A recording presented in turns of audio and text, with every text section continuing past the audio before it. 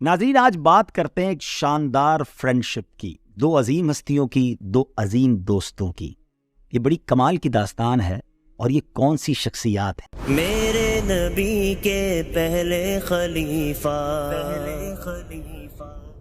سیدنا ابو بکر صدیق رضی اللہ تعالیٰ عنہ صحابہ میں سب سے افضل ہیں، مگر کیا آپ جانتے ہیں کہ ایمان لانے سے پہلے بھی جوانی کے عالم میں ہی وہ نبی پاک علیہ الصلوۃ والسلام کے بہت قریبی ساتھی تھے۔ سایہ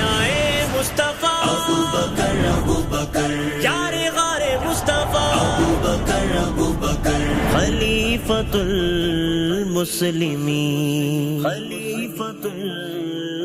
پیارے آقا سے بڑی شاندار ان کی دوستی تھی۔ دوستی کا اندازہ اس بات سے لگائیے کہ بی بی عائشہ صدیقہ رضی اللہ تعالی عنہا فرماتی کہ کوئی دن ایسا نہیں گزرتا تھا کہ جس دن نبی پاک علیہ الصلوۃ والسلام ہمارے گھر تشریف نہ لاتے۔ بت پرستی سے اور غیر خدا کی عبادت کرنے سے سخت نفرت تھی، جاہلیت کی رسموں سے دونوں ہی بیزار تھے، اور پھر جب مزاج ایک جیسا ہو، طبیعت میں شرافت اور نفاست ہو، تو دوستی اور مضبوط ہو جاتی ہے۔ پھر نبی پاک علیہ الصلوۃ والسلام بی بی خدیجۃ الکبریٰ رضی اللہ تعالی عنہا سے جب آپ کا نکاح ہوا اور آپ اس علاقے میں رہنے آ گئے جہاں مزید بزنس کمیونٹی کے لوگ رہتے تھے، تو اب محلہ بھی ایک ہو گیا، تو مزید یہ قرب جو ہے وہ بڑھتا چلا گیا۔ اب اعلان نبوت کا وقت قریب آنے لگا، نبی پاک علیہ الصلوۃ والسلام کی عمر مبارک تقریباً 40 سال کے قریب ہونے لگی، تو صدیق اکبر رضی اللہ تعالیٰ عنہ اپنے بزنس ٹرپ پر اپنے ایک خادم کے ساتھ ملک شام کے لیے روانہ ہوئے۔ یہ سفر آپ ویسے بھی کیا کرتے تھے، مگر اس بار سفر میں ایک بڑا ہی خاص واقعہ ہوا۔ ٹریول کے دوران ظاہر ہے کہ کہیں نہ کہیں رہائش کی اور آرام کی ضرورت پڑتی ہے،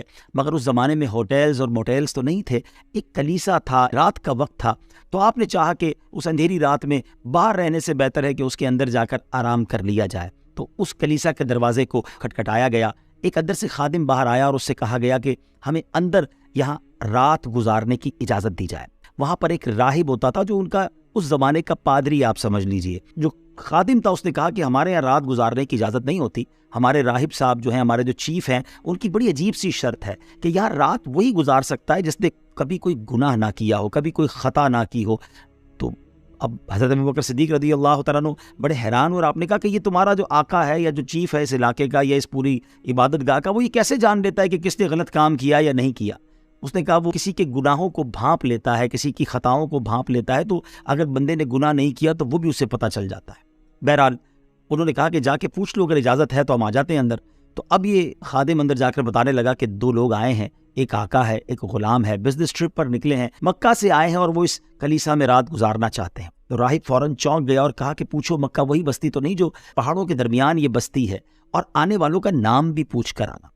تو یہ جب واپس آیا خادم اور آ کر پوچھتا ہے کہ آپ مکہ سے آئے، کیا مکہ کی ڈائمینشنز ایسی ہی ہیں؟ انہوں نے کہا جی ہاں، مکہ بالکل پہاڑوں کے درمیان ہے۔ کہا آپ کا نام کیا ہے؟ سیدنا ابو بکر صدیق رضی اللہ تعالیٰ عنہ، یاد رہے ابھی وہ آپ ایمان نہیں لائے۔ تو آپ نے کہا کہ میرا نام ابو بکر ہے۔ اس خادم نے جا کر جب اس گرجا گھر کے چیف کو جا کر بتایا کہ باہر جو لوگ آئے ہیں ان میں ایک کا نام ابو بکر ہے، تو وہ چونک گئے اور فوراً کہا کہ ان کو لے کر آؤ، لیکن ایک کام کرو، آنے سے پہلے ان کے والد کا نام بھی پوچھ کر آؤ۔ وہ بندہ پھر واپس آیا، کہا آپ کے والد کا نام بتائیں۔ والد کا نام ابو قحافہ ہے۔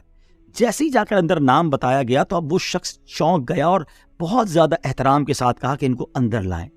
جب سیدنا صدیق اکبر رضی اللہ تعالیٰ عنہ اپنے خادم کے ساتھ اس راہب کے سامنے جاتے ہیں تو وہ راہب بڑا حیران، بڑی جس کو کہیں کہ عقیدت کے ساتھ صدیق اکبر رضی اللہ تعالیٰ عنہ کا دیدار کر رہا ہے، اور وہ اپنی کتابوں کے ورق پلٹتا جا رہا ہے اور آپ کے چہرے کو دیکھتا جا رہا ہے، کبھی دائیں کبھی بائیں، اور پھر آخر میں کہتا ہے کہ حضور ایک کام کریں، اپنی انگلیاں یا اپنی ہتھیلی میرے سامنے لائیں۔ جیسے ہی صدیق اکبر رضی اللہ تعالیٰ عنہ ایک ہتھیلی اس کے سامنے آتی ہے تو فوراً اس نے ان کے ہاتھوں کو بوسہ دیا اور کہا کہ کیا میں آپ کو امیر المومنین حضرت ابو بکر کے نام سے پکار سکتا ہوں؟ اب صدیق اکبر رضی اللہ تعالیٰ عنہ اس زمانے میں یہ باتیں آپ کے لیے بالکل نہیں تھیں، آپ چونک بھی گئے، تھوڑا سا ناراض بھی ہوئے کہ مجھے تو سمجھ نہیں آ رہی آپ میرے ساتھ کیا کر رہے ہیں، کبھی آپ میرا نام پوچھتے ہیں، کبھی میرے والد کا نام پوچھتے ہیں، کبھی اپنی کتابوں کو دیکھ کر میرے چہرے کو دیکھتے ہیں، اور اب آپ ایسے نام سے مجھے پکارنے کی کوشش کر رہے ہیں کہ جس نام سے کبھی میرے والد نے بھی مجھے نہیں پکارا۔ اللہ اکبر۔ وہ راہب کہتا ہے کہ تم نہیں جانتے تمہیں کتنی بڑی سعادت ملنے والی ہے، جو کتابوں کا علم مجھے بتاتا ہے کہ آپ ہی وہ ہستی ہیں